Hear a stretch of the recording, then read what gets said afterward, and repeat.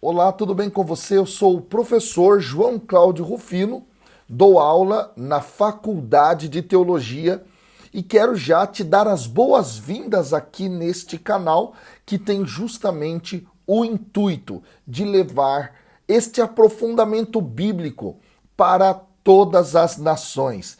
E quero dizer a vocês, estou gravando hoje aqui do Paraguai, onde estou em missão, fazendo pregações para argentinos, para paraguaios e também para alguns brasileiros.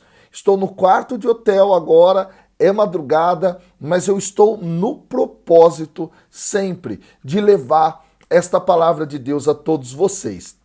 O evangelho de hoje, gente, ele é muito importante, justamente porque ele é colocado dentro de um momento crucial dentro da narrativa de Lucas e também pelo fato de que muitas pessoas interpretam este evangelho sem ter critérios claros de como fazer isso e acabam gerando um tipo de leitura que até aterroriza as pessoas. Então, no evangelho de hoje, que é tirado lá de Lucas capítulo 21, versículos de 5 a 19, nós vamos ver justamente dois aspectos fundamentais que são, tanto do ponto de vista da metodologia bíblica, quanto também da questão teológica, importantíssimos. Beleza? Antes então da gente mergulhar nisso, eu já quero te pedir, coloque aqui embaixo os seus comentários, curta esse vídeo, compartilhe com o máximo de pessoas que você puder, ative o sininho para receber as notificações a partir do momento em que você se inscreve no canal. Por quê, gente? Porque cada vez que você fizer isso, muito mais pessoas receberão esse conteúdo aprofundado da palavra de Deus. Me ajude então nessa evangelização, beleza? Conto com você. Vamos ler o texto e estudá-lo. Diz assim a palavra de Deus: como alguns estavam dizendo a respeito do templo, que era ornado de belas pedras e de ofertas votivas, ele disse: estai contemplando essas coisas. Dias virão em que não ficará pedra sobre pedra, que não seja demolida. Perguntaram-lhe então: quando será isso?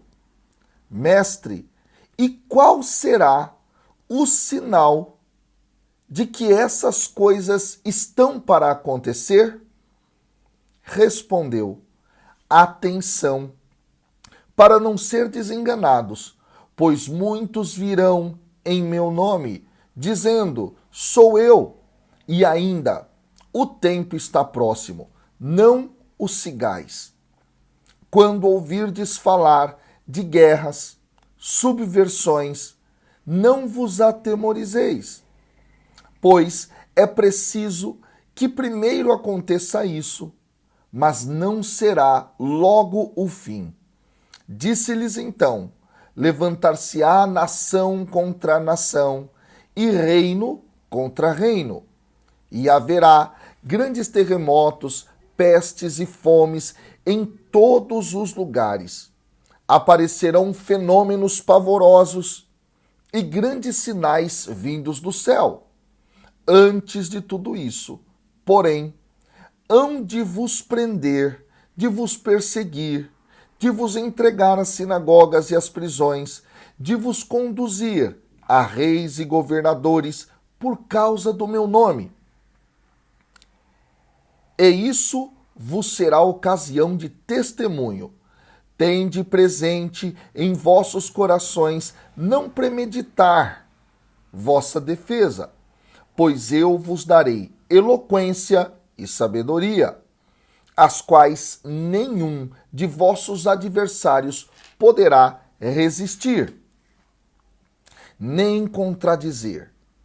Sereis traídos, até por vosso pai e mãe, irmãos, parentes, amigos, e farão morrer pessoas do vosso meio, e sereis odiados de todos por causa do meu nome, mas nenhum só cabelo de vossa cabeça se perderá, pela perseverança que mantereis vossas vidas. Esse texto, pessoal, está dentro do capítulo 21. Dentro de Lucas, este capítulo é justamente colocado como cena dentro do templo de Jerusalém. Em outras palavras, Jesus já concluiu o seu caminho, saindo da Galileia e já dentro agora do templo em Jerusalém. Então eu quero que você imagine esse pano de fundo.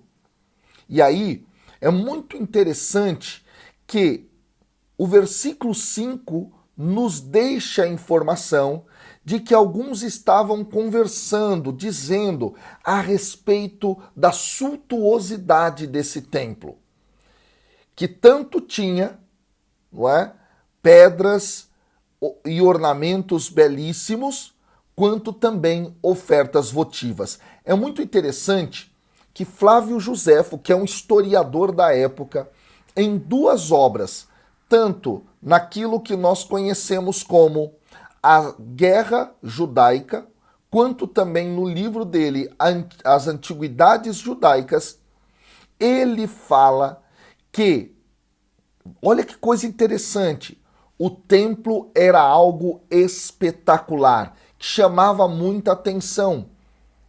E que uma das coisas que mais chamava a atenção era o fato de que os portões do templo eram inteiramente revestidos de ouro. Veja, o evangelista Lucas está justamente mostrando isso aqui, que pessoas iam até lá para admirar aquela beleza. E aí há um outro dado interessante. Há um texto antigo chamado Carta de Aristéas. E esse texto vai justamente descrever um pouco do templo de Jerusalém. E lá vai ser dito justamente o seguinte, pessoal, que esse templo tinha uma estrutura fortíssima e invencível, e uma beleza tal que o tornava uma das grandes estruturas esplendorosas da época, uma das maravilhas do mundo antigo. Esse dado é muito interessante.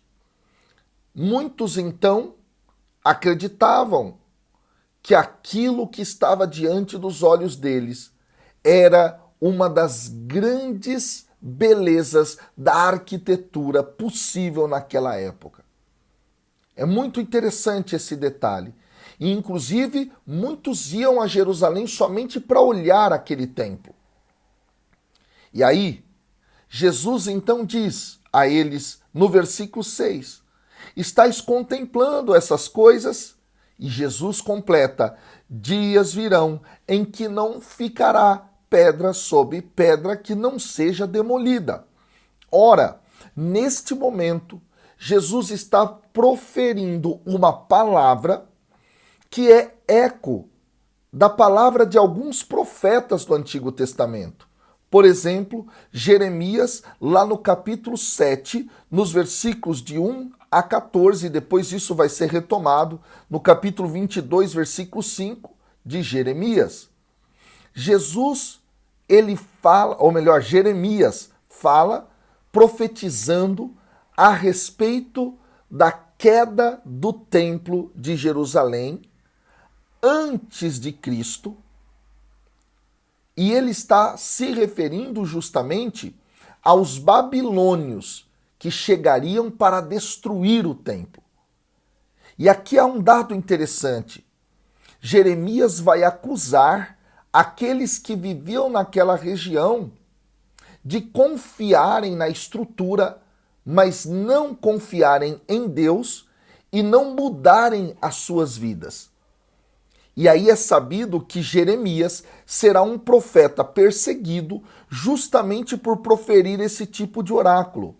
Então, dentro do texto de Lucas, quando o evangelista fala a respeito disso, narrando aquilo que Jesus falou, há um processo de intertextualidade. Jesus também, assim como Jeremias, será perseguido, vai sofrer muito por ele fazer a denúncia daquilo que está ocorrendo dentro do templo de Jerusalém. Ou seja, não se pode confiar nas estruturas. É preciso confiar em Deus e é preciso que ocorra uma mudança de vida. Esse dado é muito interessante, pessoal. Além disso, é fundamental que a gente entenda que também Miqueias, lá no capítulo 3, versículo 12, vai proferir oráculos nesse sentido do templo. Também Ezequiel, capítulo 8, versículo 1, ele vai falar a respeito disso e vai terminar, inclusive, todo este processo no capítulo 11, no versículo 3. Ora, há aqui, portanto, algo muito importante. Jesus está retomando este tipo de profecia. Não basta ter o templo como local religioso, é preciso existir uma conversão verdadeira. Aqui há uma lição para nós, que muitas vezes nos apegamos a templos, nos apegamos a espaços de culto. Dentro do cristianismo, a ideia é que o espaço de culto é importante, mas o mais importante é a transformação do coração segundo a vontade de Deus. Não adianta nós termos grandes santuários, grandes basílicas, grandes igrejas ornamentadas com cultos maravilhosos se o nosso coração não estiver alinhado à vontade de Deus. Aí há um outro detalhe aqui. Esse tipo de oráculo a respeito do templo era muito presente também em alguns grupos judaicos que acreditavam que o Senhor mesmo purificaria julgando o templo. Exatamente. Então, grupos como os essênios acreditavam nisso, que o Senhor faria uma purificação e julgaria o templo que estava corrompido. É muito interessante, então, que aquela palavra de Jesus se alinhe nesta direção. E aí, então, os discípulos, ao ouvirem o mestre falando sobre isso, vão fazer uma pergunta: ei, Senhor, quando é que isso vai acontecer? Qual é o sinal? O sinal de que essas coisas estão para acontecer. Aqui, então, é preciso a gente fazer uma pausa e explicar talvez as coisas mais importantes desse vídeo. A gente precisa compreender duas coisas. A primeira delas, nós estamos num período da história de Israel cuja linguagem comum muitas vezes era a linguagem apocalíptica. O que é esta linguagem apocalíptica? É um modo de falar e é um modo de falar a partir de um jeito de pensar. Como assim? O jeito de pensar apocalíptico era justamente o seguinte: eles acreditavam que um dia aquilo que é o lado do bem da história venceria o lado mal, que estão numa batalha e que, em dado momento do processo histórico, Deus mesmo faria uma intervenção. E esse processo de intervenção abriria o espaço para, então, a plenitude do tempo chegar. Esse dado é muito importante, pessoal. Esse dado é muito importante. E na linguagem apocalíptica que está presente tanto nos textos da Bíblia que são escritos, pós-exílio da Babilônia, o exílio da Babilônia que vai terminar em torno de 550, mais ou menos, antes de Cristo, mas sobretudo os textos que vão ser escritos por volta de 200 antes de Cristo, até os textos que vão ser escritos e elaborados até 200 depois de Cristo. Essa linguagem apocalíptica vai entrar de forma muito profunda na linguagem e no modo de pensar do povo de Judá, dos judeus, nesse período da história. Ok? E aí vamos lá então. A linguagem apocalíptica é uma linguagem simbólica e uma linguagem que pode ser, por conta de todo esse processo simbólico, aplicada em diversos momentos da história.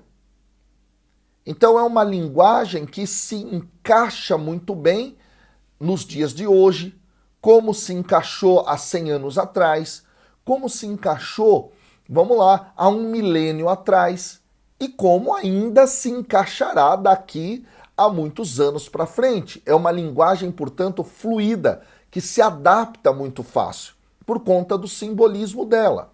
Esse ponto é muito importante, gente. A linguagem que está sendo utilizada aqui é essa linguagem apocalíptica. Ok? Segundo aspecto agora fundamental para a compreensão desse evangelho, e não só desse, mas de todo o evangelho, é justamente o seguinte: os evangelhos, eles foram escritos muito tempo depois da morte, ressurreição e ascensão do Senhor ao céu. E nós biblistas acreditamos que o texto dos evangelhos é justamente um texto catequético, querigmático, ou seja, um anúncio atualizado do mistério de Cristo. Em outras palavras, o que eu quero dizer é mais ou menos assim: anos depois, quem escreve os evangelhos escreve para uma comunidade situada num tempo histórico específico e que passa por problemas específicos.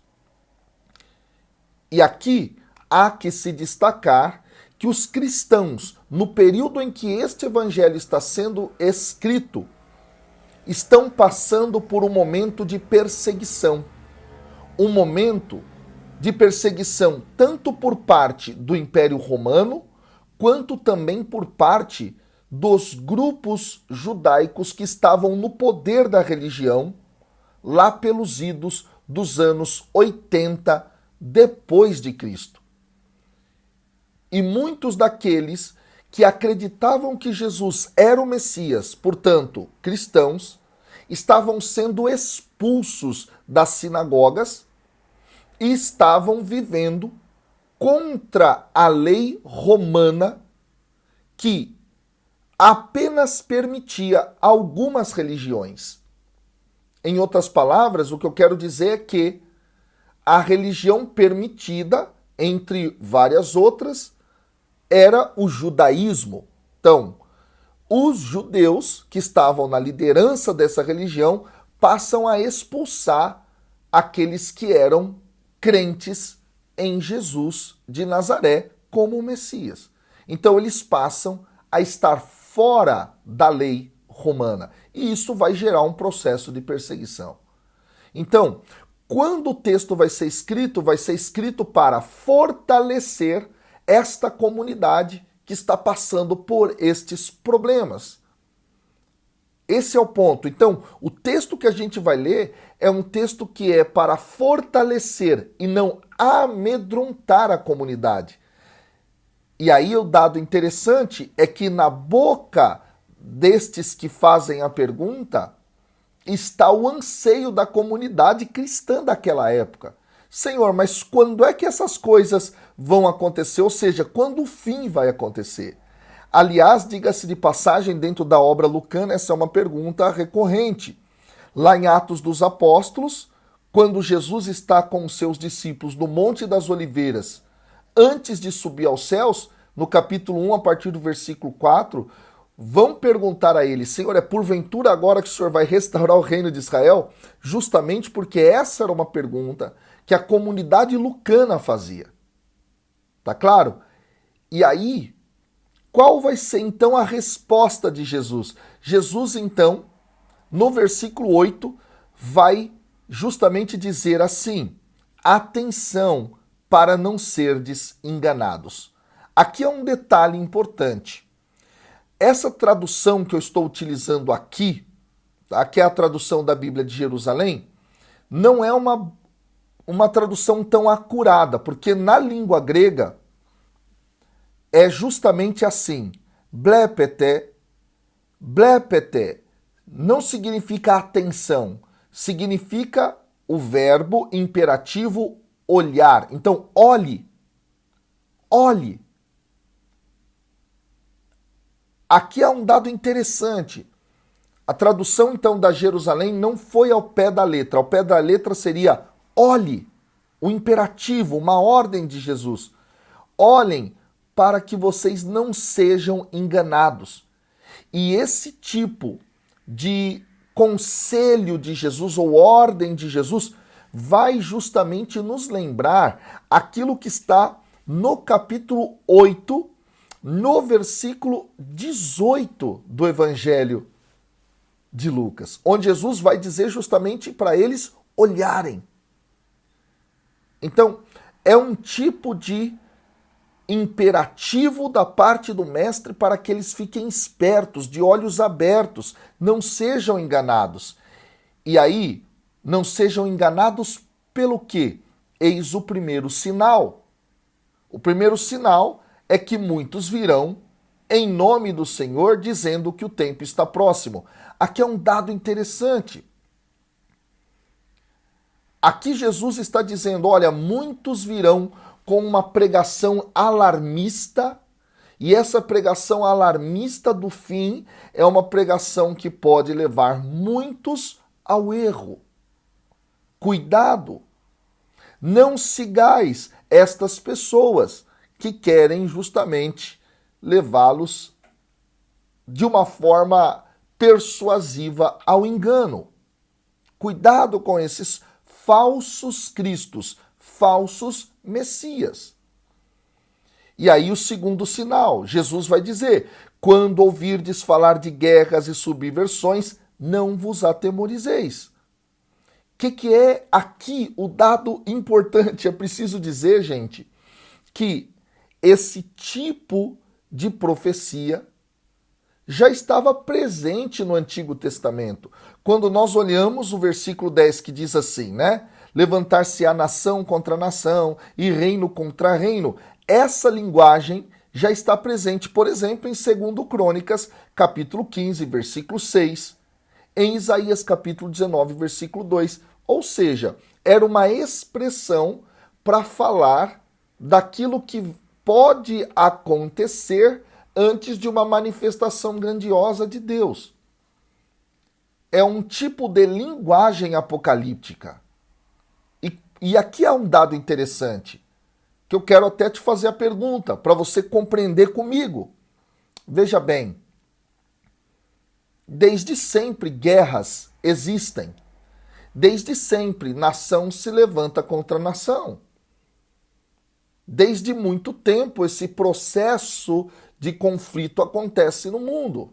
Então esse texto ele pode ser aplicado a qualquer momento da história, a qualquer instante da história, entende? E o cristão que ouve esse texto no seu contexto próprio histórico, ele está ouvindo na realidade um texto para gerar esperança. Ou seja, diante das guerras e conflitos existentes no mundo, não fiquem atemorizados. Diante de reino que se levanta contra reino, não fique atemorizado. Vale lembrar, pessoal, que esse tipo de linguagem já está presente nos textos judaicos, rabínicos. Por exemplo, em Gênesis Rabá, que é um texto de Midrash, de narrativas que tentam explicar a narrativa do livro do Gênesis, lá no capítulo 42, versículo 4. nos oráculos sibilinos, que é um outro texto judaico que vai justamente trazer essa linguagem. No texto apócrifo de 4º Esdras, no capítulo 13, versículo 29 a 31. Também dentro da Mishnah e, por consequência, dentro do Talmud, não é? No Tratado Sanhedrin, na página 97a, essa linguagem vai aparecer. Nação contra nação, povo contra povo, enfim, é uma linguagem para falar de tribulações, de dificuldades que sempre existiram e vão continuar a existir, mas que a pessoa crente em Deus deve permanecer firme, entende? E aí o texto fala, não é? No versículo 11, haverá grandes terremotos, etc. Gente, esse tipo de descrição de cataclismas, de uma natureza revolta e etc., pragas, não é? Fome, tudo isso está presente já desde o Antigo Testamento, em Ezequiel capítulo 38, versículos 19 a 22. Lá em Zacarias, por exemplo, capítulo 14, versículo 5, vai falar de um terremoto que vai preceder o grande dia do Senhor. Ou seja, esse tipo de visão é um tipo de visão que pode ocorrer em todo momento. Terremotos acontecem sempre, também aconteceram. As placas tectônicas estão se movendo, entende? O que o texto quer mostrar é que diante dessas dificuldades, diante dessas dores, é preciso permanecer fiel. E aí a gente tem lá fomes em todos os lugares. Essa é uma figura bíblica. Fome é uma figura bíblica para falar de certo aspecto de uma punição divina, de um julgamento divino. A gente vê isso em Amós capítulo 8, versículo 11. A gente vê isso em Isaías capítulo 14, versículo 30. Capítulo 51, versículo 19. Ezequiel capítulo 36, versículos 29 e 30. Sinais no céu, pavorosos e tal. Isso também é parte da linguagem apocalíptica. Nós temos isso em Isaías capítulo 5, versículos 13 e 14. Nós temos isso aparecendo, não é? Dentro do livro de Joel, dentro até de livros apócrifos, como por exemplo, não é? O livro de Baruque, o segundo Baruque. Nós temos também lá no livro dos Jubileus, capítulo 23, versículo 13, e assim por diante. Ora, o que Jesus quer ensinar? Que os discípulos devem ter firmeza. É justamente o que vem a partir do versículo 12, que vai dizer, olha, antes de tudo isso, porém, e aí vem outro sinal, vocês vão ser presos, vão ser perseguidos, vão entregá-los nas sinagogas, vão levá-los às prisões, vão ser colocados diante de reis e governadores por causa do meu nome, e isso será ocasião de testemunho. É muito bonito que na obra lucana isso já vai se cumprir.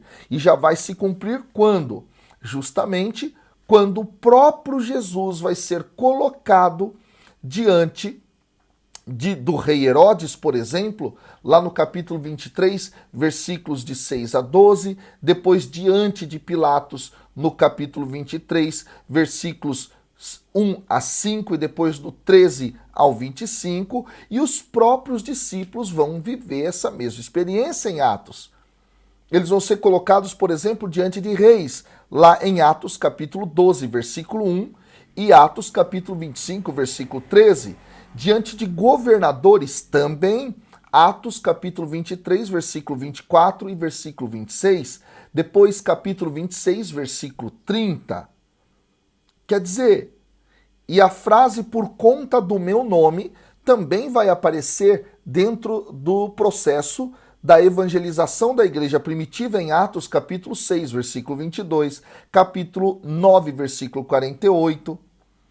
E o cumprimento de tudo isso está, portanto, já em Atos. Ou seja, a partir do momento em que se inaugurou esse novo tempo do Kairós em Cristo Jesus, as dificuldades, as lutas, as dores, as perseguições, as cruzes, tudo isso é, na realidade, presente já no mundo, mas agora quem tem fé em Cristo permanece firme mesmo diante de tudo isso.